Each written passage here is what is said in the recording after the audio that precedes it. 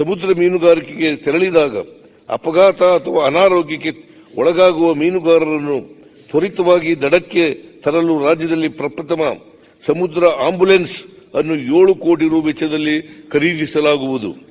ಮೀನುಗಾರಿಕೆ ಕ್ಷೇತ್ರದ ಸರ್ವತೋಮುಖ ಅಭಿವೃದ್ಧಿಗೆ ಮುಂದಿನ ವರ್ಷಗಳಲ್ಲಿ 3,000 ಕೋಟಿಗಳಷ್ಟು ಬೃಹತ್ ಗಾತ್ರದ ವಿವಿಧ ಯೋಜನೆಗಳನ್ನು ಅನುಷ್ಠಾನಗೊಳಿಸಲಾಗುವುದು. ಹೊನ್ನಾವರ ತಾಲೂಕಿನ ಮಂಕಿ ಕಾಸರಕೋಡದಲ್ಲಿ ಮೀನುಗಾರಿಕೆ ಸಂಶೋಧನಾ ಕೇಂದ್ರ ಸ್ಥಾಪನೆ ಮಾಡಲಾಗುವುದು.